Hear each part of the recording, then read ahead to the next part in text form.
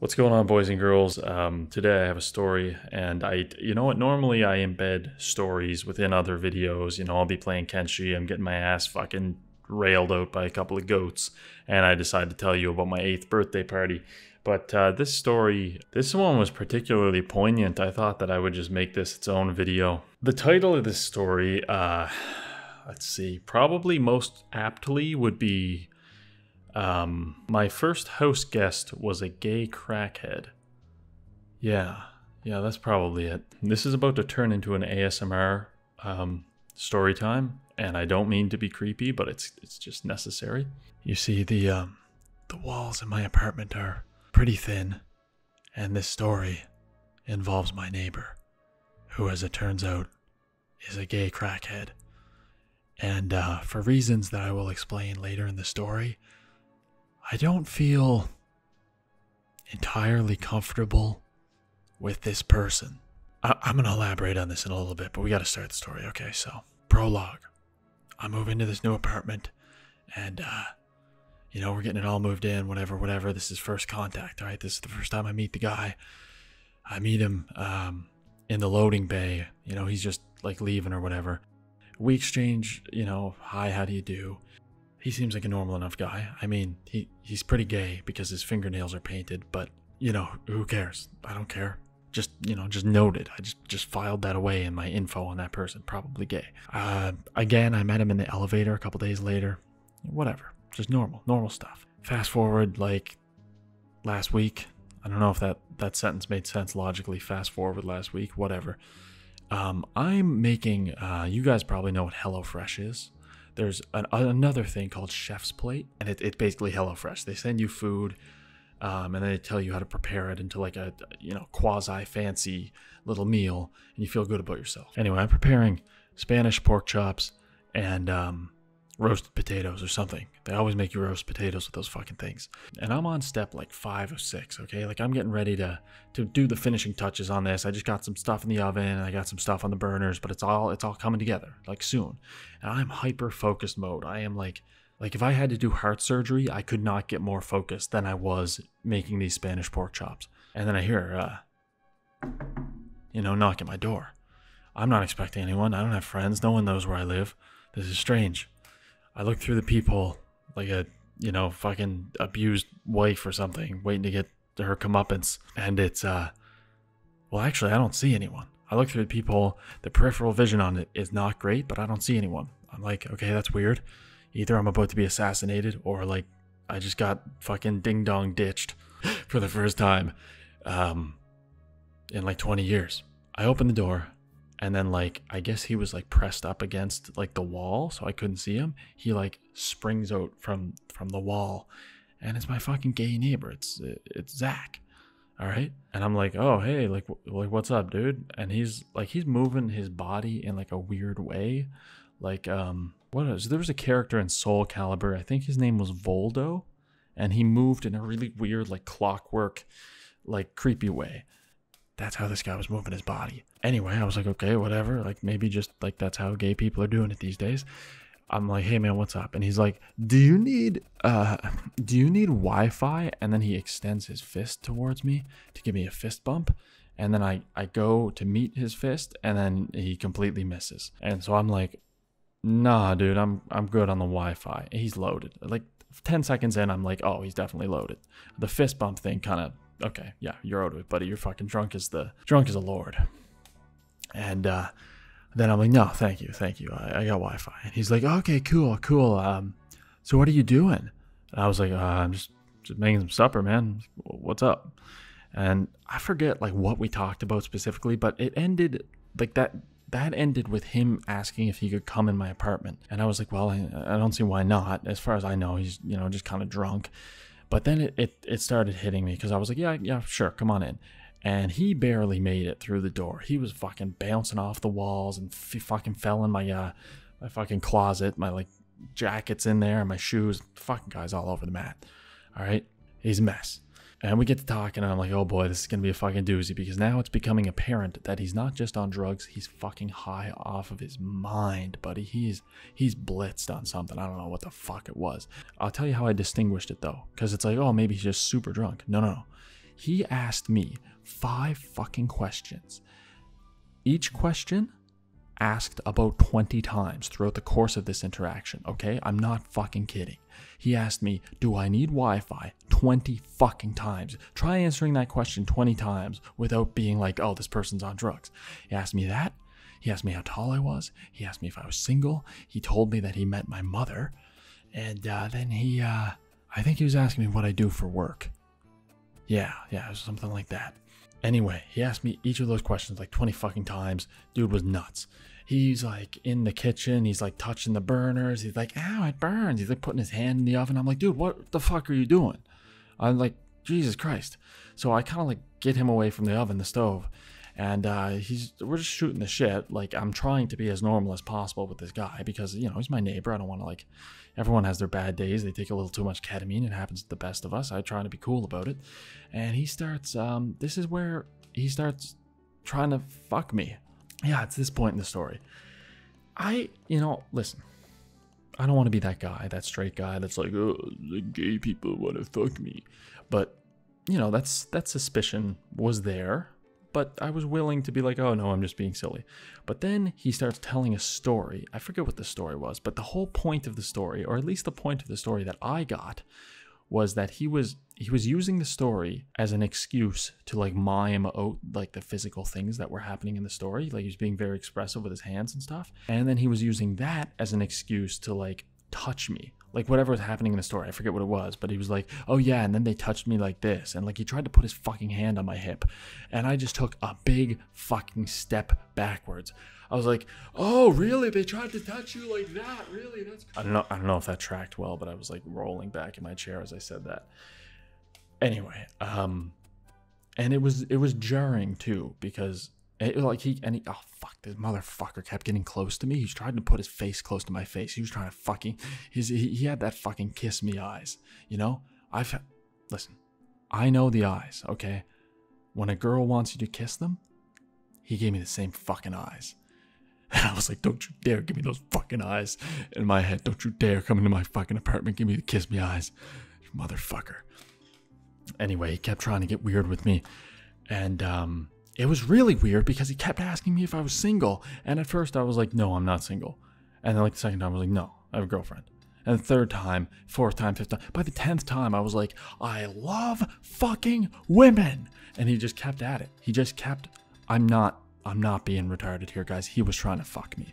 He was trying to grab my hips. He was trying to get close to my lips. He's being a fucking weirdo. Okay, I'll tell you what. Anyway, so I try to disengage this situation. One, because I got fucking pork chops in the oven, and I got like fucking spinach frying on the fucking fryer or some shit. I don't even know. I was like, I'm gonna burn the apartment down if you don't fuck off. So I was like, hey man, why don't you go sit on the couch on the other side of the room, and here, I'll make us this food. Yeah, it's gonna take like 2 minutes. It's just about done. So he goes and he sits on the couch. I finish up the food, and food's done. I'm trying to remember this. He was telling me multiple times throughout this too how much he hates living here, and he fucking hates the building manager, and he wants to fucking kill her. And he was like, no, I'm just kidding. I don't want to actually kill her, but like maybe I would murder her. And I'm like, okay, whatever, man. Sure. Like this conversation is better than when you were trying to kiss me, so sure. And I kept asking him, I was like, what sucks about this place? Why do you feel so strongly about it? Why do you hate the building manager? Like, I don't, like, just give me an example. And he couldn't give me an actual example, or he chose not to, which to me, you know, that told me that he was probably the problem, you know, because if you're going on, oh, this person sucks, you can't give any examples. You probably just don't like them because they know how much of a shithead you are. Anyway, so I get him on the couch, and I dish up the food. And I'm in such a fucking, I was operating in a daze mostly, because you cannot understand how fucking jarring it is to go from preparing Spanish pork chops to being hit on by a gay crackhead within the span of like, it happened within like 2 minutes. Like my brain was still transferring from like chef's plate over like to this situation. So I give him the food. I forgot to give him a fork. I'm back behind the island. I'm trying to get my thing ready. And he's like, you forgot to give me a fork. And I was like, oh, sure. And I take one out of the drawer, and he says, no, throw it. I'll catch it. Just throw it. And I'm like, no, man, you're not going to catch it. Like I witnessed this guy like fall over a fucking coffee table when he was trying to like check his watch. Like, I don't fucking know. Like, he's not gonna catch it. And he's like, just throw it. And I was like, in my head, this is one of 2 times that this happened through this encounter. I was like, this is a bad idea, but I'm gonna do it anyway because I think it's gonna be funny. So I fucking throw it. I don't give him like the curveball or nothing. I give him the underhand. All right, underhand throw, little toss, no heat on it whatsoever. And I'm watching it flying through the air. It's a nice metal fork. It's like it's got some weight behind it, and any normal person could catch this, but what he did is it almost looked intentional. He fucking headbutted like really hard, like right on his forehead, and he goes, "Ow!" really fucking loud. Yeah, he smacked his forehead into it. The fucking fork flies across the room, and I'm like, "Oh Jesus Christ!" Like, I'm laughing, but I'm trying to be worried. I'm like, "Are you okay, buddy?" And he's like, "Yeah, I'm fine. Just give me another fork." And I was like, "Oh, okay. I'm gonna hand you this one and not throw it to you." Oh, I'm trying to remember this. So I give him the fork, and then I sat down with some food. He was in the couch. He was on the couch. He was like making room for me. I sat on the other side of the room. I sat in my computer chair, and I like wheeled it so that my back was up against the wall. I was like, "I'm fine over here, dog." Anyway, we're eating our food. He's telling me this story. He's like, "I fucking hate this place, but you know what? I'm gonna get out of here soon. Like, I got a fucking plan, man." And I'm like, "Oh yeah, you got a plan? Yeah, you're gonna like dig through you're gonna dig a hole in the ground or something? Like, what's your plan?" He's like, "I got a note from my doctor." I was like, "Oh, cool. I didn't know you could get like notes from your doctor." And he was like, "Yeah, I'll show you. I'll show you it sometime." I was like, "Okay, cool, whatever." I'm trying to think if anything else happened while we were eating. Well, one funny thing did happen. When I gave him the food, he was like, "I don't want meat, no like pork chops or nothing. Just give me like the spinach and the potatoes." And I was like, "Yeah, okay, whatever, sure." And then when I was eating my pork chop, he was like, "Oh, like what are you eating?" And I was like, "Oh, it's pork chop." And he was like, "Give me some." And I was like, "Oh, fuck. Like, I know this motherfucker wants me to just fucking pass it to him with my fingers, and then he's gonna like suck it off my fingers." And I was like, "No, that's no problem. I'll give you some." I get the fork, I put it on the fork, I pass the fork to him, I wheel away, and he eats it. There would be no finger sucking. I anticipated that move. It was a good try, Zach. It was a good fucking try. But I saw that coming a mile away. So he eats it off the fork, and he's like, "It's good." And then like 10 seconds later, as he's like just swallowed it, and I've got another bite in my mouth and I'm getting ready to swallow it, he goes, "Are you vegan or anything?" And I'm like, no. And then he goes, "Oh yeah, I am." And he said that just as I swallowed my piece, and I started fucking choking to death because I wanted so badly, because he had just eaten a pork chop and then he told me he's vegan. I wanted so badly to be like, "Not anymore, you're not." But I couldn't. I was fucking choking on my pork chop. I was dying. My face was turning red, and I was like fucking pounding. Like I was gonna lose it. Like I was gonna die. Which was probably, he was probably seeing dollar signs because he was like, "Ooh, fucking CPR moment real quick." Anyway, it turns out he's just fucking around. He's not actually vegan. But I thought that was a rare moment of like lucidity where he was actually like operating like a normal human for like that 5-second joke that he made. Let's see what else happened. So after we had the food, he was like, "Hey, your apartment's really nice." I'll tell you one other fucking thing that actually happened. When I was cooking the food, the fucking smoke alarm went off because I was so distracted by like Johnny fuck me in the ass that I wasn't paying attention to the food. Smoke alarm goes off. This guy, like a fucking bolt, like a lightning bolt, goes to my fire alarm. It's actually good that he did this because I don't know what I didn't even know where the fire alarm was. He runs to the fucking fire alarm, the smoke detector, and he literally pulls it off the wall and throws it at the floor, and it explodes. Like the batteries go everywhere, the fucking case comes apart and stuff.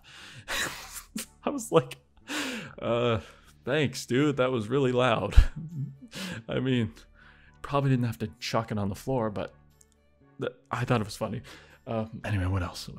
Yeah, so we have our food, and he's like, "Oh, hey, your apartment's really nice. Why don't you come see mine?" This was the second time in that interaction where I was like, "This is a bad idea, but I'm going to do it because I think it might be funny, and I got nothing else going on today. You know, you just ruined my fucking food. You may as well give me a little entertainment. You know what I mean?"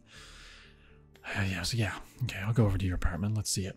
And he says, "Okay, but first, we gotta find some stuff. I'm missing some stuff. And I was like, oh no, this motherfucker lost some stuff in my apartment. He's gonna start like looking in my bed. He's gonna start like fucking taking his pants off. Ooh, did I leave them in here? Weird shit. I was expecting weird shit. So I was like, okay, what did you lose? He says, I lost my watch and my keys. I look around for like 10 seconds and then I look at him and I say, Zach, you're wearing your watch. And then he says, oh, okay, just my keys then. We look around for about a minute and then he says, oh, I think I left my keys in my apartment. Okay, great, buddy. Let's go over there. We go to his apartment. It's a mess. It's like, it's not entirely terrible. I wouldn't say it's like hoarders, but it's very, very messy. There's like a bunch of stuff in the corner, like stacked up, and he's like, oh, that's my boyfriend's, but like he's not like really my boyfriend. He's just like a Mexican guy that I'm seeing. And I was like, okay. We go straight through to his like little balcony thing, and we sit down and we start talking, and he's like, I'm telling him at this point, I'm like, yo dude, I got a CPR course I gotta go to, like I can't be here all day, you know, thinking on the fly. And he's not really getting that through his head. He just keeps asking me if I need fucking Wi-Fi. Dude, seriously, I'm good, thanks.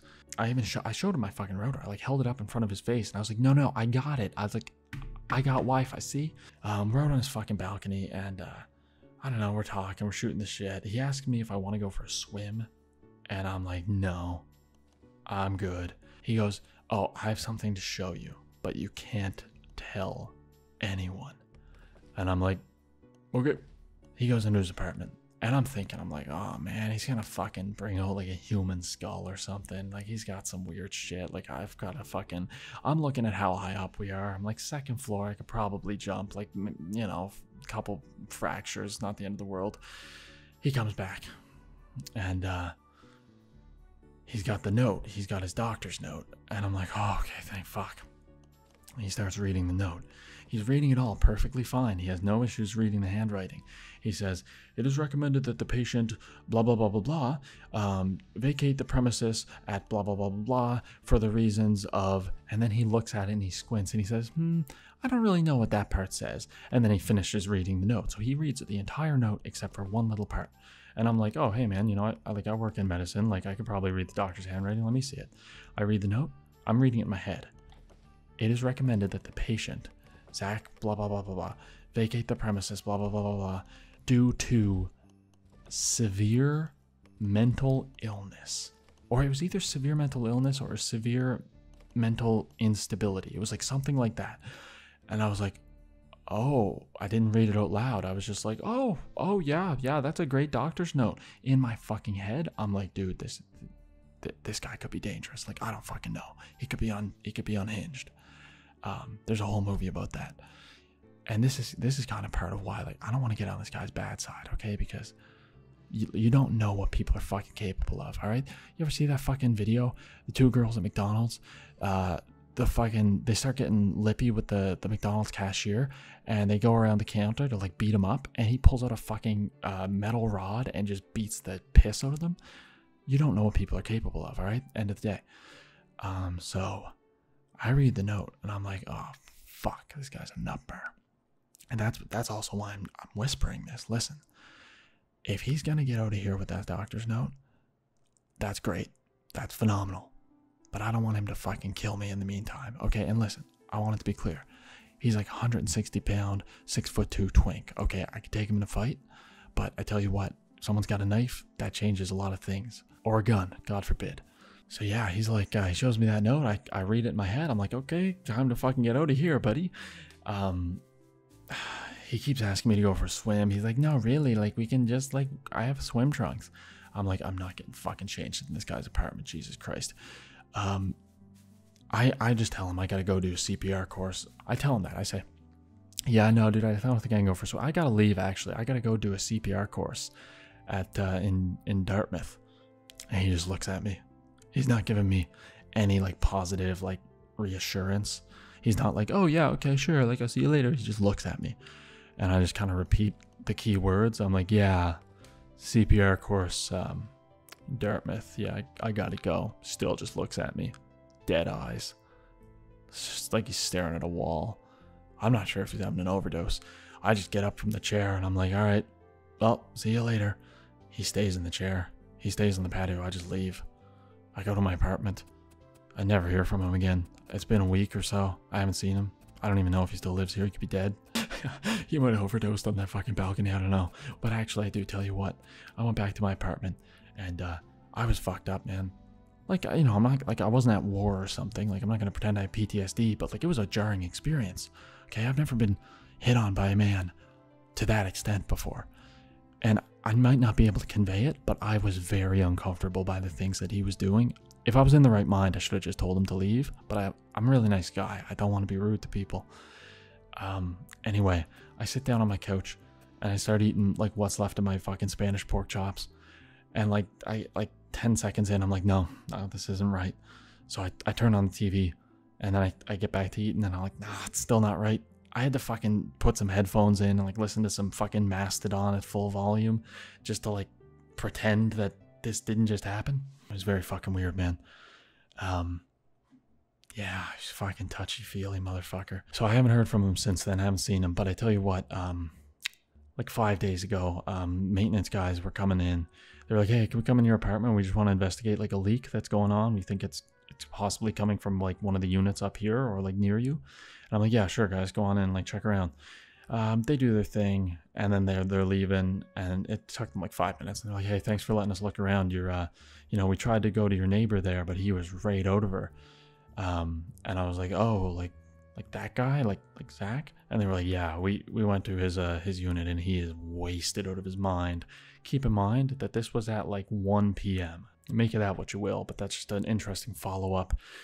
And then after the maintenance guys leave, I don't know if it was the way that I was like talking to the maintenance guys or whatever. They must have got the impression that I was like wary of him, because I am.